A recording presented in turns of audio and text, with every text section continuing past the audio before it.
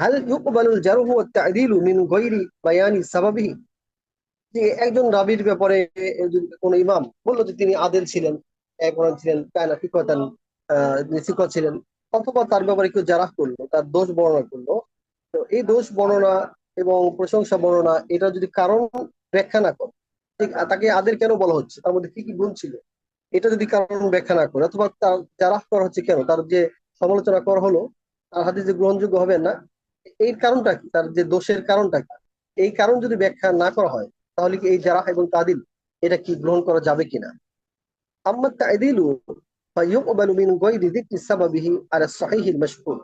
সহিহ এবং মাশহুর কথা হলো যে তাদিলের যে বিষয়টা, অর্থাৎ প্রশংসা সূচক যে বাক্য কোন রাবির বিষয়ে, প্রশংসামূলক যে কথাগুলো, এগুলো কারণ ছাড়াই, অর্থাৎ কারণ কি কি কারণে প্রশংসা করা হচ্ছে এগুলো উল্লেখ করা ছাড়াই এগুলো গ্রহণযোগ্য হবে।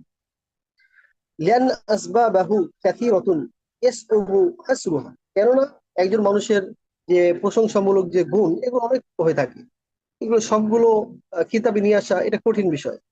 ইদ ইয়াহতাজুল মুআদ্দিলু আই ইয়াকুলা মাসালান, শুধুমাত্র যদি কোনো মুআদ্দিল অর্থাৎ যারা তাদিল করেন, যারা তাদিলের যারা ইমাম, এক হচ্ছে যে সমস্ত ইমামরা যারা করেন এবং যে সমস্ত ইমামরা তাদিল করেন, তাদের তারা যদি শুধু এইভাবে বলে যে লাম ইফ আল কাদা, কোনো ব্যক্তির ব্যাপারে কোনো রাবির বিষয়ে যদি বলে লাম ইফ আল কাদা, তিনি এই কাজ করেননি, তিনি এরকম করেননি, অথবা লাম ইয়ার তাকিব কাদা, তিনি এই গুনাহে লিপ্ত হননি, অথবা কোনো মুআদ্দিল যদি বলে হুয়া ইফআলু কাদা, তিনি এরকম করেছেন, বা ইফআলু কাদা, তিনি এভাবে করেছেন, ওয়া কাদা, এরকম যদি কথা বলে, তাহলে তার আদালত সাব্যস্ত হবে। কিন্তু আদালত সাব্যস্ত হওয়ার জন্য বা তাদিল সাব্যস্ত হওয়ার জন্য বিস্তারিত ব্যাখ্যার প্রয়োজন নেই, যে তিনি তাহাজ্জুদ গুজার ছিলেন, প্রতিদিন কত রাকাত নামাজ পড়তেন, দীর্ঘ কত নামাজ পড়তেন, নফল নামাজ কেমন রাখতেন, এগুলো তো বিস্তারিত বলার দরকার নেই। শুধু কানা কি কথান, কানা আদিলান, এই ধরনের যে প্রশংসামূলক যে বাক্যগুলো আছে,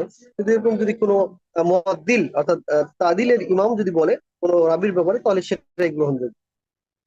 এখন এটা হচ্ছে তাদিলের ব্যাপারে, বিষয়টা কিন্তু বুঝবেন যে যদি প্রশংসা মূলক যদি কোনো বিষয় থাকে, এটা বিস্তারিত ব্যাখ্যা করার প্রয়োজন নাই। কিন্তু যারা ক্ষেত্রে এমন না, আপনি দোষ বর্ণনা করবেন, এটার বিস্তারিত ব্যাখ্যা আপনাকে বলতে হবে, কি কারণে আপনি দোষ বলছেন সেটা থাকতে হবে। বিস্তারিত ব্যাখ্যা না হলে যারাটাও গ্রহণ করা হবে না।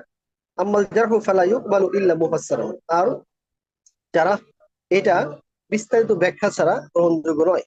লিআন্নাহু ইয়াসউবু লা ইয়াসউবু যিকরু, কেননা এইটা যারার বিষয়টা ব্যাখ্যা করা এটা কঠিন না, কারণ একজন মানুষের মানে এত বেশি খারাপ গুণ থাকে না যে লেখায় লিখে শেষ করা যাবে, লিখে শেষ করা যাবে। খারাপ গুণ যারা হাদিস বর্ণনা করে রাবি, তাদের মধ্যে অল্পই থাকে।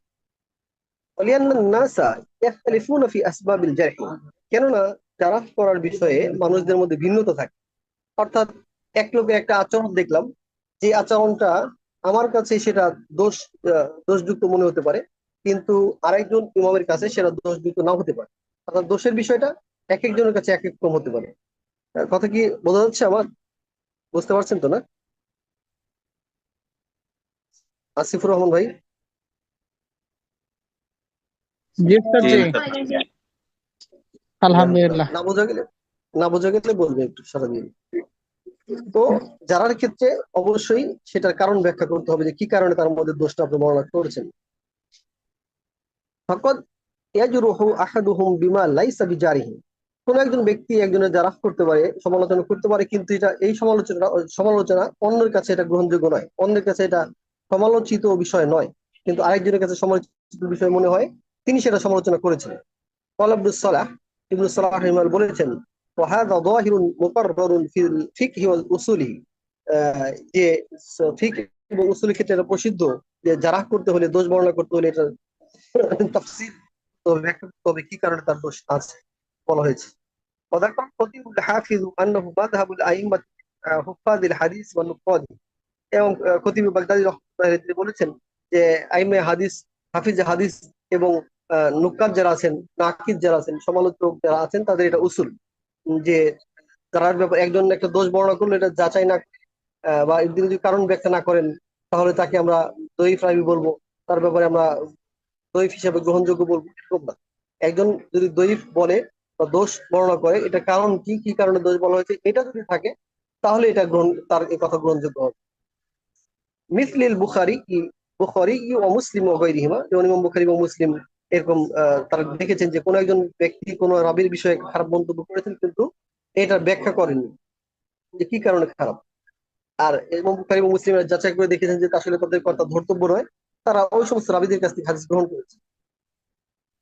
যেমন ولذلك وذلك ولذلك احتج البخاري بجماعة سبق من غيره الجرح له। ইমাম বুখারী এরকম বেশ কিছু রাবীদের কাছ থেকে হাদিস নিয়ে এসেছেন যাদের ব্যাপারে অন্যরা জারাহ করেছে, সমালোচনা করেছে। ইকরিমা ও আমর ইবনে মারজুক, যেমন ইকরিমা এবং আমর ইবনে মারজুকের বিষয়ে অনেকেই সমালোচনা, কেউ কেউ সমালোচনা করেছেন, কিন্তু সমালোচনার কারণটা, যারার কারণটা তারা উল্লেখ করেননি। এই জন্য ইমাম বুখারী এবং মুসলিম রহমতুল্লাহ আলাইহি এই সমস্ত সমালোচিত, মানে কোন ব্যক্তির কাছে সমালোচিত রাবী হাদিস গ্রহণ করেছেন। যেমন ইমাম বুখারী ইকরিমা এবং আমর ইবনে মারজুকের হাদিস গ্রহণ করেছেন। ফাহতাজ্জা মুসলিমুন বিসুয়াইদ ইবনে সাঈদ, এবং মুসলিম সুয়াইদ ইবনে সাঈদের কাছ থেকে হাদিস গ্রহণ করেছেন, যদিও কেউ তার সমালোচনা করেছেন কারণ ব্যাখ্যা ছাড়া।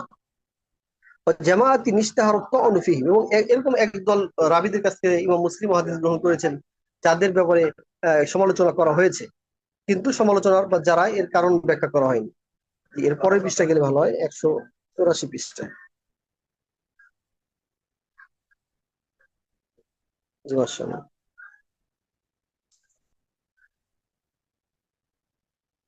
ফাআল আবু দাউদ, এভাবে ইমাম আবু দাউদের কর্মপদ্ধতি এরকম ছিলেন। وذلك دال على انهم ذهبوا الى ان الجرح لا يثبت الا اذا فسر سببه। এই বিষয়টাই যে সমস্ত ইমামদের আইম্মায়ে হাদিসদের বিষয়টা বোঝা যায় যে তারাও এই পথে এই পথই এখতিয়ার করেছেন যে জারাহ, যদি কেউ তাফসীর ছাড়াও যদি জারাহ করে তাহলে সেটা গ্রহণযোগ্য হবে না।